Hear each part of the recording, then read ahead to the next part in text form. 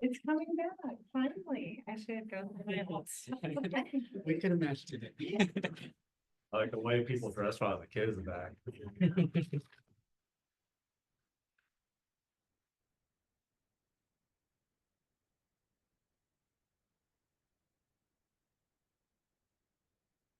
Hello, everyone. I'd like to welcome all of you to our S&A committee meeting today. We have one new presentation today. And we have a couple just one new business. Sorry, one old business on the agenda today. I call this meeting to order at 3:32 p.m.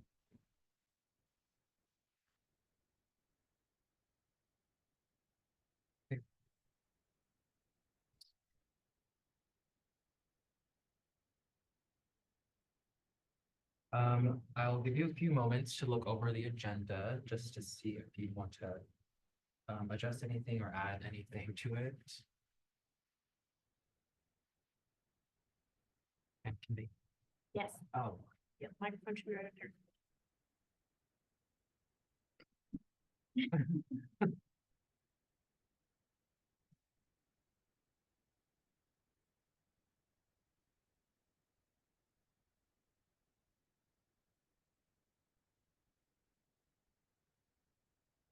okay. Is there a motion to approve the agenda for today? Motion to approve the. Is there a second? Second. Okay, is there any discussion? Okay. See no discussion, we'll move into a vote. All in favor of approving today's agenda, please say aye. Aye. Aye. Okay, the ayes have it. The agenda is approved for today. Now, please take a few moments to look over the minutes from November 22nd, 2024. See if there's any adjustments or corrections that need to be made.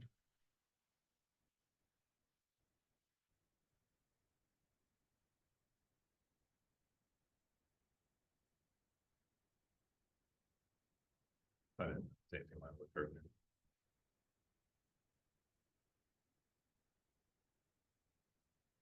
Is there a motion to approve the minutes?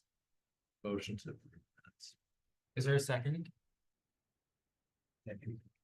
Seeing that there's a second, is there any discussion? Seeing that there's no discussion, we'll move into a vote. All in favor of approving November 22nd meeting minutes, please say aye. Aye. Aye.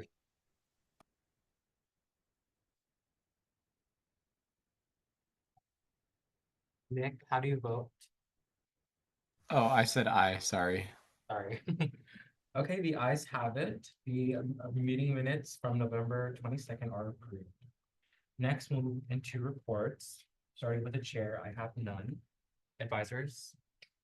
I have a couple for your, if you all look in the your teams folder, I have in the supplemental tracking, it would be, teams in your files under supplemental requests FY25. I have, added a new tab on the supplemental tracking sheet that I thought might be easier for you all to read. It's the committee report. So the balance, the beginning balance for the supplemental funding was $225,347. And then we have, you all have recommended and Joel did approve the $115,895.67 in requests. And so you have a remaining supplemental budget of $109,451.33. And that is, yes. Oh, you might have to double click on that column B to open where it has all the Oh. is it not? Oh, yeah. Hashtags or pound signs, depending on how old you are. In my world, those are pound signs, but I know. okay. So that is what you all have left, and that only covers the ones that have been recommended by you. And then today we received approval from Joel, the CFO for all of them, so we'll be sending that communication out. And I think that's all I have.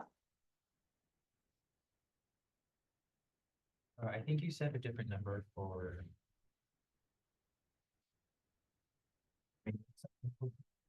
Oh, showing me a number. Oh, you have to spread that column, not, You double click on it. there, Oh, I can do that. okay. There you Okay. go, sorry about that. So yeah, that total recommended is just adding up all of the, requests above.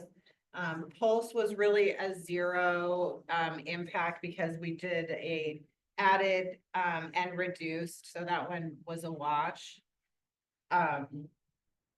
But then I'll be continuing to update this, and I thought that layout was a little bit easier to see all the information.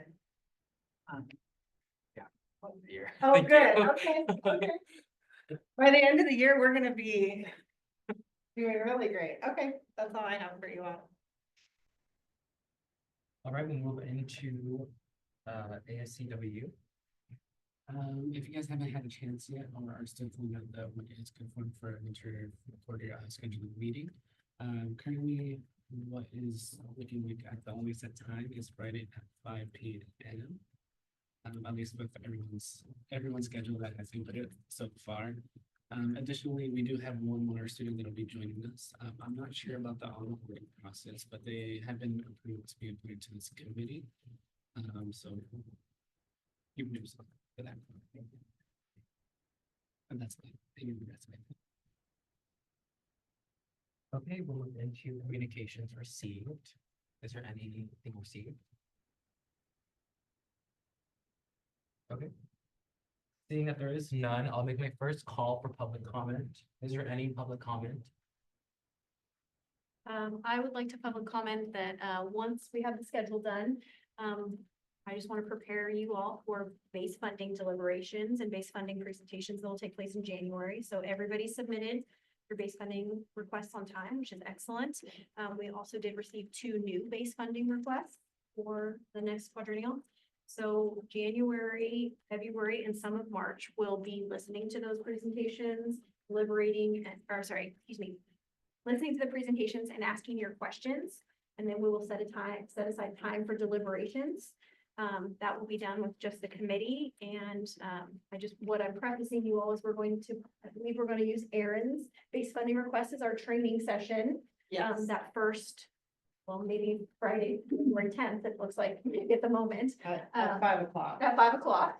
So we will use Aaron's budget as our training, and we will provide just kind of some tools as far as things to consider, questions to ask, that type of thing. I did ask Eli, and I'll ask the committee for their input.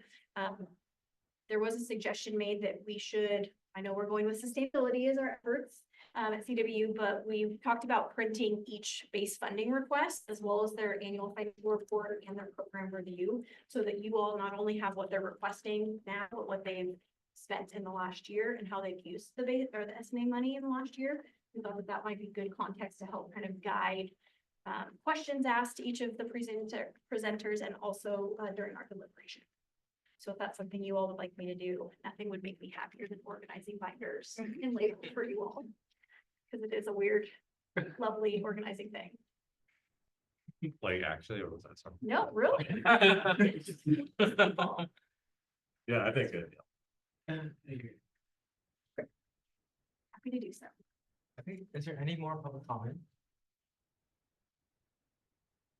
Okay, seeing that there is none, we'll move into new business. Supplemental funding request presentation, 2509 Museum of Culture and Environment, reflecting a total of $12,000. You have Well, welcome in.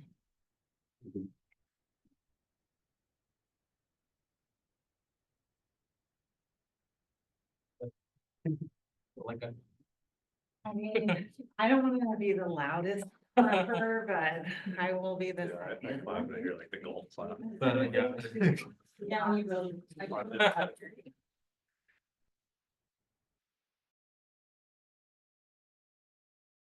you. Mia and I were talking about this. Yes, 10 minutes for a presentation and then 10 minutes of Q&A. Perfect. I will not police your time, but I will police mine. Hi, thank you so much for having me. My name is Lynn Bethke. I'm with the Museum of Culture and Environment over in Dean Hall. I'm the collections manager there, which means I take care of the stuff that we have. I'm also, as I'll mention a little bit later, also the only full-time employee, so the one who's here today. This is our first supplemental funding request to you all. We've had base funding for 2 quadrenniums now. What I'm gonna do is I'm gonna start with what the request is, the basics of it. Then I'm gonna tell you a little bit about the museum, because I know not everybody's had a chance and knows all the history. Then I'm gonna tell you a little bit about what the request is and some of our plans for that request around. So. Yes, please. By all means.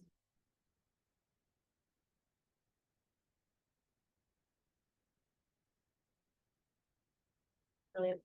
Okay, so we are requesting funding for a traveling exhibit. The Museum of Culture and Environment regularly brings in traveling exhibits, usually about 1 per year, and normally we can do that within our regular operating budget. But we are requesting $12,000 in supplemental funding to support the cost of bringing Roots of Wisdom, Native Knowledge, Shared Science to Central Washington University. This is an image of that. I'll leave you in suspense for more information about it, although you do have the handout if you want to flip through that for some more photos. I know it's been dropped in the chat. And that is basically the exhibit brief that the exhibit organizer shares with everyone. So the museum itself, the CWU Museum of Culture and Environment, our mission statement is that we work with diverse communities to create opportunities for lifelong learning that foster self-discovery, global citizenship, and environmental stewardship. So we're really working with a lot of the pieces that the university is interested in working with. Although I will note we established this mission statement in 2008, so we've got a few years head jump. About the museum itself, we're located in Dean Hall. We're open 24 hours a week during the school year, so that's Wednesday through Saturday, 10 a.m. to 4 p.m. Whenever campus is open, so we'll be closed over break. We have 3 to 7 exhibits per academic year, usually a new one every quarter. If you've been to the space, you know it's a fairly small museum. It's about 1,500 square feet. So to keep it interesting, to keep it fresh for students and the community, because we think of ourselves as a bridge to the community as well, we try and keep something new and interesting happening. We also hold 3 to 5 special events per quarter related to exhibits, current events, student interest. Sometimes we just are host as the location. Actually, we're having an event right now, a reptile encounter collaborating with biology. So I get to go back and handle some reptiles after this. Very exciting. As far as staff, we're a small crew. We've got 1 part-time faculty director. We have me.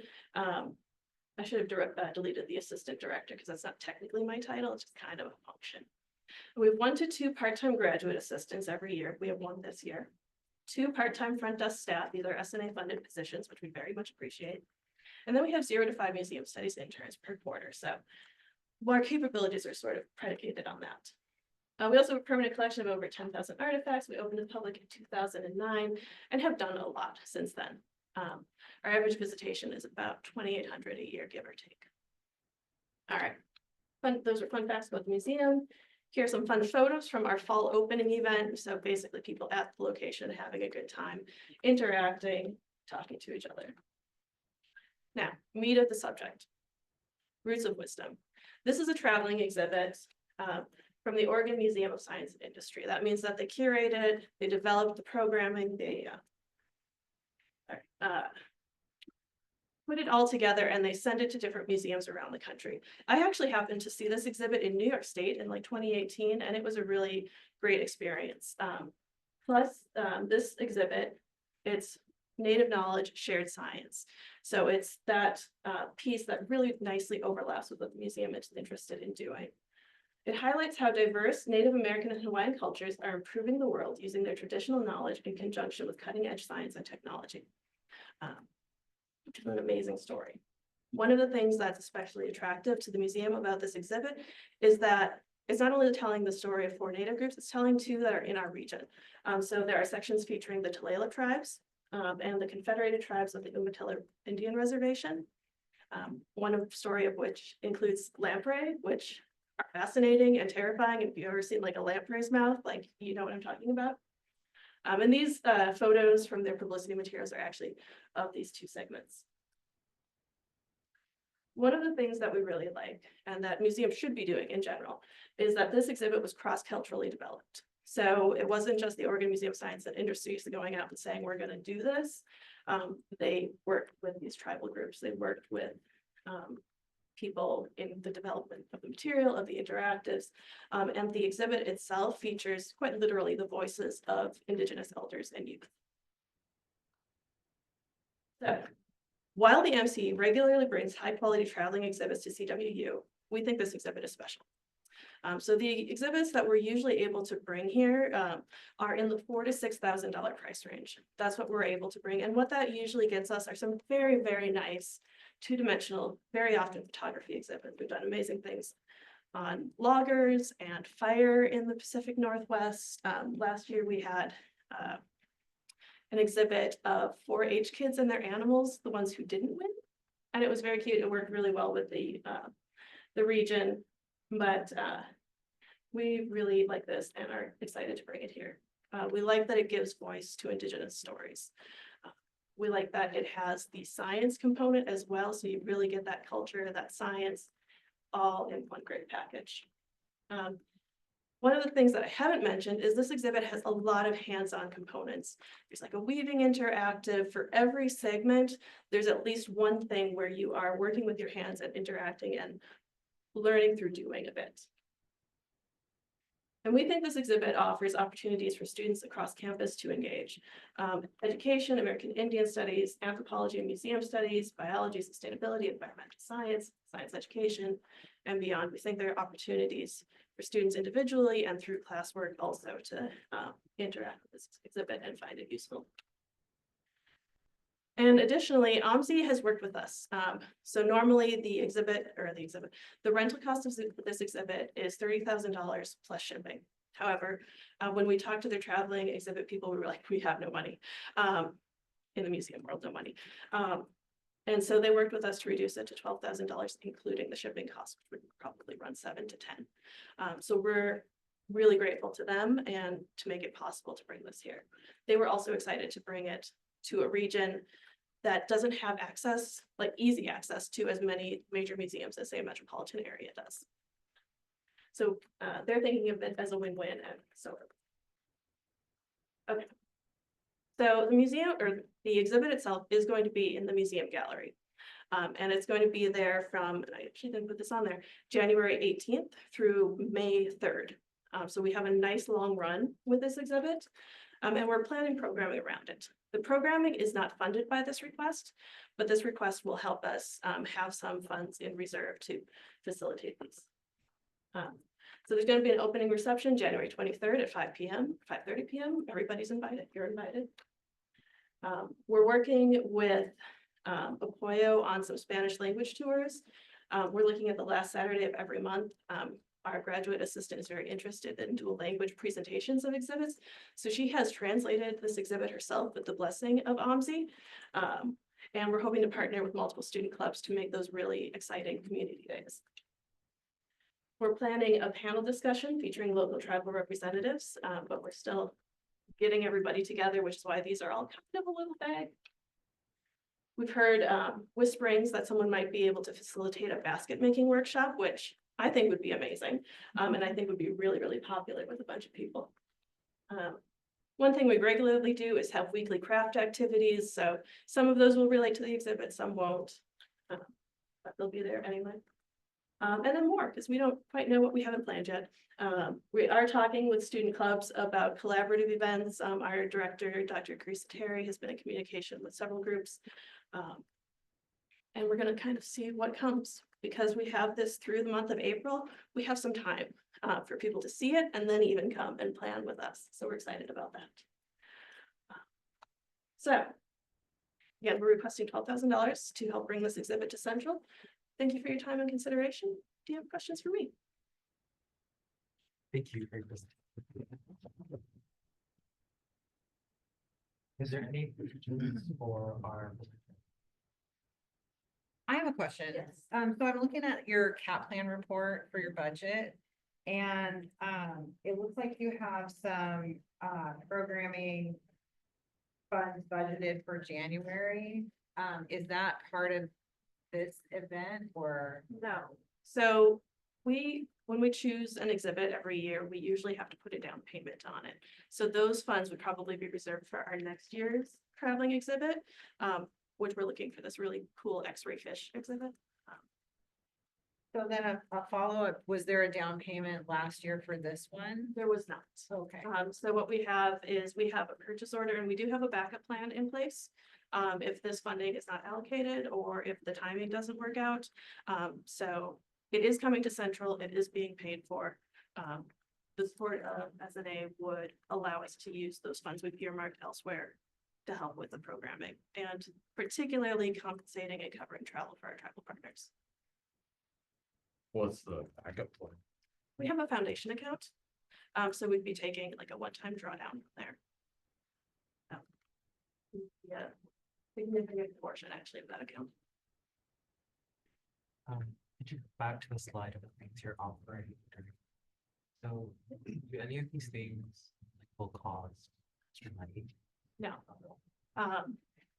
We have no plans for that. I guess the one thing I cannot guarantee is the basket making workshop, because if we are working with an artist who regularly charges a fee larger than the museum feels it's able to cover, like there could be an asterisk there, but our goal would be that the museum is covering the costs for participants. And otherwise, visiting most of our events is totally free. What sort of traffic do you usually get to exhibits like this? So our traffic varies. With something like this, we feel like we're going to be pushing it because, again, we really do think it's special to bring it here. And we hope that we get the support from public affairs to get the word out and then to maybe get some schools in. I would hope for 1,000 to 1,500. For fall quarter, so far, I checked the numbers this morning, and we're just north of 800 with our visitation. Which is pretty average for us in fall quarter. Winter quarter tends to be quieter, which is also why I'm glad we have this into spring. Do you know how many new students you have that visit? Because it's just visitations that you're measuring, right? Yeah. So how many of those students are like unique different students? Yeah, I really couldn't give you that information. We track, we count numbers hourly, and we don't really have a way to track repeat visitors. So yeah, I can't. Is there any other questions? I think it would be great to have at Central as we are the most diverse universities within Washington State, and then there's like integration. And in some cases, we are trying to become an HSI and be more inclusive of minority groups around Washington State. So it would make sense in the CWU mission, being inclusive and provide access to a lot of different diverse settings and events. I guess my question comes to and there was a certain amount that was the bare minimum for this, just in case we had that question. What would be that amount be? Well, 12,000 is our total cost. If there were an alternative amount to help support programming, I would say 4,000. In which case the use would be slightly different, like it might be used in a different way or to support these events rather than what the actual request was. Are there any other questions? What about our Also on online the chat. Oh. uh,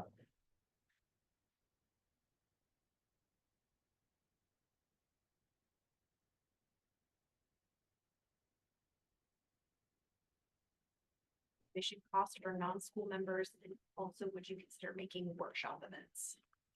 So there is no admission cost for anyone in the community unless you count parking on campus as an admission cost. Which we would love to find a way to work around it, but that's not. And would you consider making workshop events? Yeah, we would love workshop events. That basket making has potential to be a workshop and if there were other appropriate workshops, yeah, absolutely. Excited about that. Come to us with your ideas, by all means. is there any other questions? Alrighty, we don't have any more questions for you, but thank you so much for your presentation. So Lynn, just so you know, since we're breaking for winter break, I think right now it looks like our first meeting won't be till January 10th. So that's when they would vote. Okay, And then Aaron would reach out. perfect. Okay, because I think we're supposed to pay shortly after I think so. So the process is sort of that they will decide and make a recommendation to approve or partially not approve or fully approve, and then that goes up to the CFO to get final approval, and so we'll keep you posted. Thank you so much, and thank you for all the work that you do.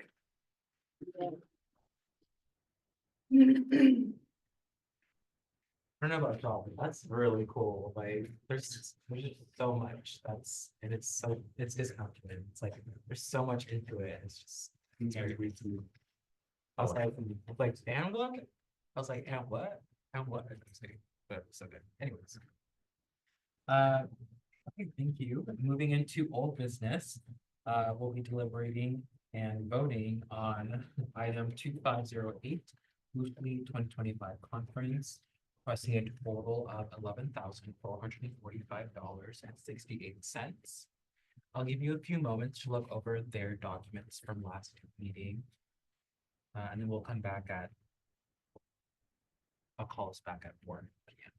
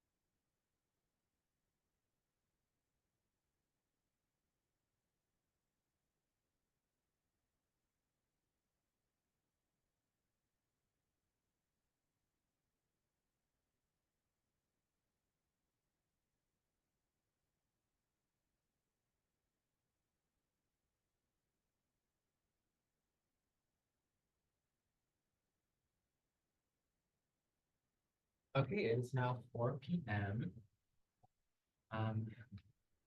Just to give you guys a heads up, I'll be looking for a motion to either approve, deny, or table.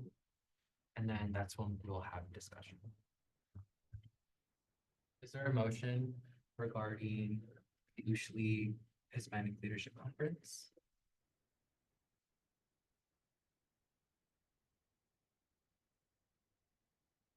Motion to approve. Okay, there's a motion to approve this proposal. Is there a second? Second. Seeing that there's a second, is there any discussion? So from last week's meeting minutes, and we have some people in here as well. Oscar, yes. It is a Hispanic Leadership Conference in Chicago, focusing on empowering Hispanic students, education, leadership, research, and civic engagement. They have participated in this for 9 years, except for COVID era.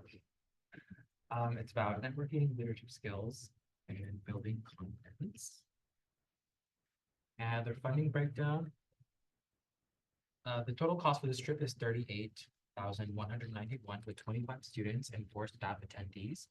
Camp and Trio will be funding 15 students and 2 staff, approximately 60% of the costs. An additional funding of $3,954 comes from the David Wayne Community Leadership Endowment, which is 10%. And they're requesting a remainder of $11,445.68, which is 30% of their total cost. Last time we talked about this, we talked about their application process and how it's gonna be more open time. And yeah, is there any other discussion? And I think it's good to have an open application for more students than just the lecture camp and trio thing. My only thing is it was quite a bit. And also,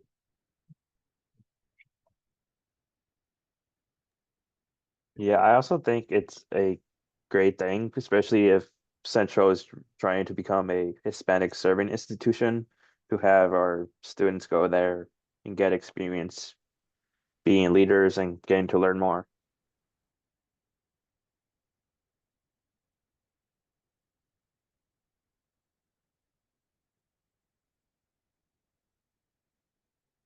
The program versus, you hear him saying, as we become HSI and sending students to this conference is more beneficial in coming into that and having them develop their leadership skills to hopefully return like within CW within their time here. Other than that, in consideration as well as this has been an ongoing thing of having students go at least 20 to 25. So that I understand as well. And then giving testimonies back to reflect what they've learned to other students on campus and stuff. Representation, I think that's going to be beneficial as if we do improve this and it does happen this year. At least those are my comments so far. Just I know that there's an impact because the students that do go, I feel like they're the most affected. yeah, I'm not sure that because you said that they come back and they get tested. Yes. Different bodies around campus. Okay, that's what I was concerned about because I feel like it would have more impact if they did like, workshops or events about things they learned there. And that's just my thought about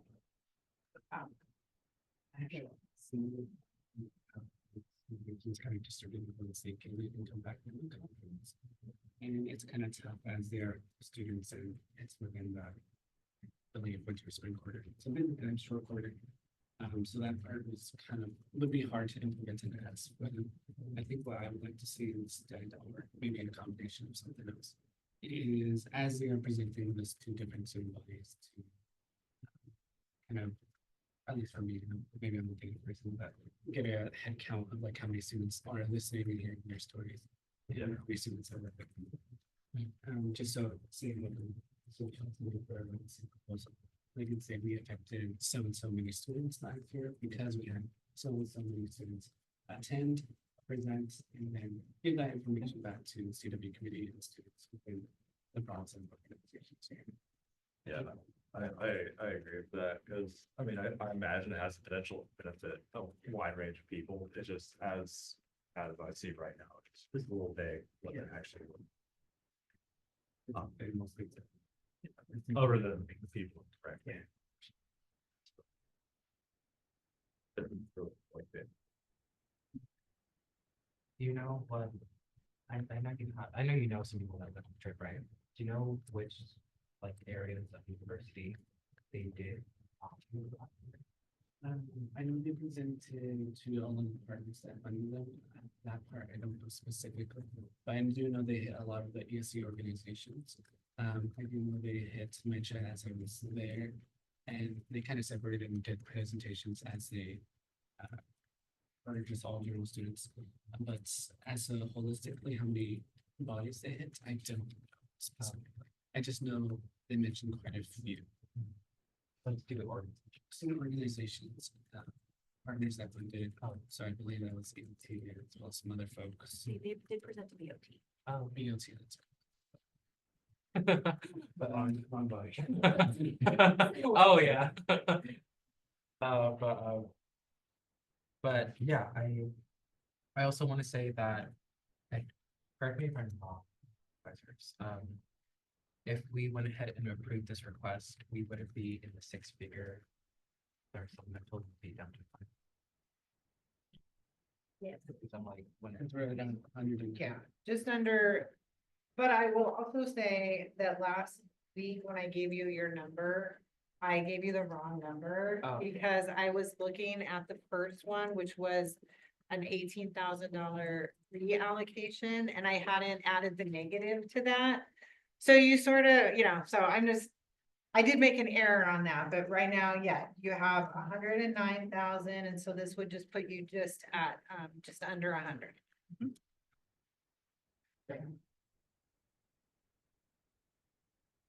And if I. Yeah.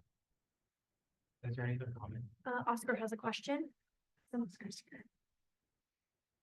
Is this program specifically just for Hispanic culture or anybody can participate? I know Bobby there. Anybody can participate. Yeah, anybody can participate. It's open to anybody that. Oscar, could you hear their response? Yeah, I Okay. can hear. Yeah. From what I understand, it's definitely open to more than just Hispanic students at Central. I do think we are hitting different sister locations as well. The Yakima, Central as well, which hasn't been done before. But yes, all students are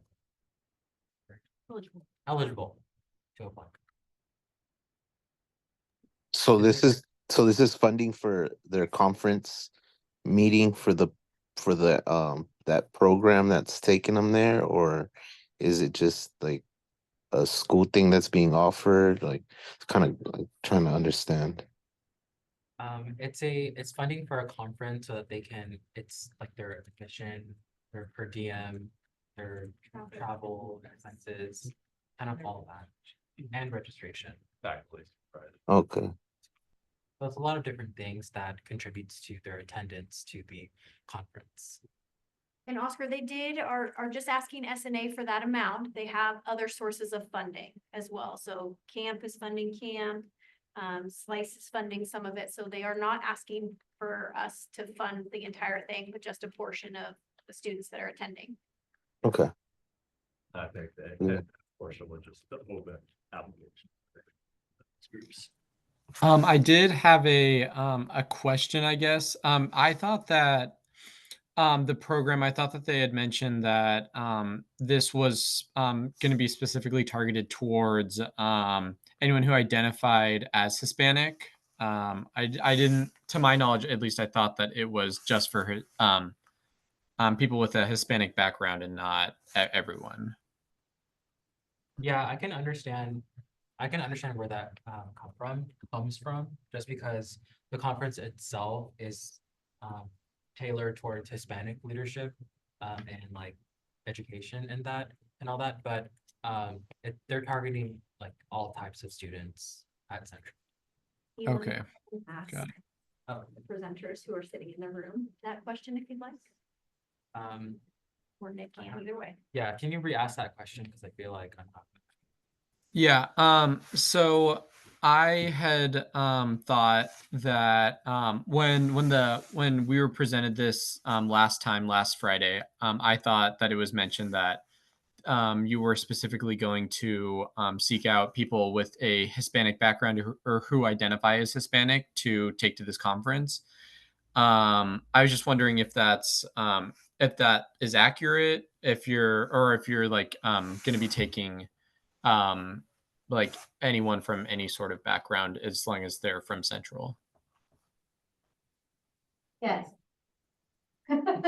So the intent is to do the outreach for students who identify within Latino community. And then in the past, we've also taken students who didn't identify part of the Latino community. who were interested in going to the conference because they would want to be allies and friends and support the Latino community. Because the big theme of the conference is empowering Latino students. So it's very specific content, but we do take other students who are interested in going. Especially if we're thinking about the camp and trio group, student support services, they're gonna fund students to go, and they're not all possibly gonna be Latino students, because first gen students come from all different backgrounds. Okay, got it. Thank you for the clarification. So do you only market towards Hispanic students first and then the general? Oh, okay. Yeah. Is there any other discussion? Okay. Sorry for like slightly over. Ugh.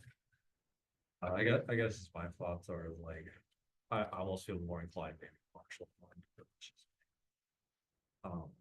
Because I think it is really beneficial, but also. We'll try to think on for a bit that I have a hard time judging against some of the other things we also partial funded. Yeah, so. I would agree, but as well as we can ask if we do fully fund it for those set numbers. Yeah. Other boards, organizations, partners. And it's the case that the numbers don't relate to them requested this year. The next year's S&A committee can decide whether or not if they come back to fund it again. That's true. At least that's my thought. Sorry, give me one moment to get my paper notes ready. I had one more question. Yes. So I read that they've been doing this for like 9 years. Has it always been Hispanic, or this is the first time they're doing it? Specific Hispanic Been committee. 7 years that we've been taking people. Is it? 3 years were virtual, so 21, 22, they didn't have a physical conference, they had a Yeah. virtual conference. So we still were able to organize a space here to encourage students to be part of that conference at some degree. So I guess those 2 years are kind of, didn't we go, but we still maintain that connection to those students. To answer your question, Oscar, we've always, tried to make this process as inclusive as possible of all of the students, right? And so yes, even though the mission of the conference is Hispanic serving, Hispanic leadership, that again, as Veronica mentioned, we've taken a great number of non-Hispanic identifying students, to the conference from an alliance inclusivity perspective. And so that's always been sort of the idea, is to encourage, of course, our Latinx students or Hispanic students on campus to attend, but not to be exclusive of others as well. So, yeah. Is there any So other- so this is the first year that Hispanics are being included, is what you're saying? This is the first year? Oh, no. It's always been. Latinos have Oh. always been part of the process from the first year. So yeah, because I was reading the minute order and it says that you guys been doing this for like 9+ years and you guys usually take 20 students. Right. Yeah, so that's what my question was. Is like, is this the first year, or has this been, if you guys been doing this for 9 years, and then do you guys get the funding every year? So every year you guys are getting the funding? Yeah, so the first year that we took students, we had to fundraise among the colleges to do Okay. that. And then the second year, we weren't allowed to do that. There was a directive from the provost at that time. So that's when we started to come to S&A to get funding. So back then, things were a little bit better budget wise, and S&A fully funded multiple years of all the students plus the staff that went with them to the conference. And then COVID hit, and then we're back to kind of fundraising and trying to figure out how do we get the funds to take these students to the conference. That makes sense. Okay, that makes a lot of sense. I'm just trying to understand, like, if it's a new program, or if it's a program that's been continuing and it's growing, so that you guys might even need more funding. It's just a lot of things that probably being left out also. Can I ask a clarifying question? Yes, The conference, the usually is generally is, the H is for Hispanic. And so I think it has always been directed at primarily that group. And so I'm not sure if I'm understanding your question correct, Oscar, but yeah, in all of the years that they've gone, then it has been the same population that is going. It's Hispanic students and those allies and people who are there to support. So that part of it has not changed this year. Correct. Okay, okay, Thank you. thank you. Thank you for clarifying that. yes, no problem. Yeah, Do you guys know roughly how much each student costs to attend? 1,300. So the breakdown of the budget, like down the cost per student of 1,300. And then the cost for staff is the same as the student, right? It's, yes, but it's a little bit more because students get discounted on the registration fee, where staff is a little higher. For example, for students, if we get the early window, it'll be $375, and for staff, it's about $450. And then also the wins are because they're trying to get more students into the door. Because it's a limited number of rooms. Okay. Alrighty, is there any other discussion? And I think it's potentially just a good thing too, to have such representation at conference, stuff like this. Helps the university in a lot of way in that sense.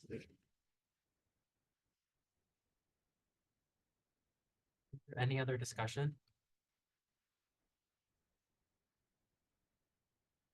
Okay.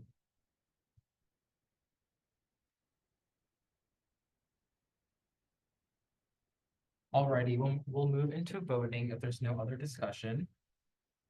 All in favor of approving the officially 2025 conference, requesting a total of $11,445.68, please say aye.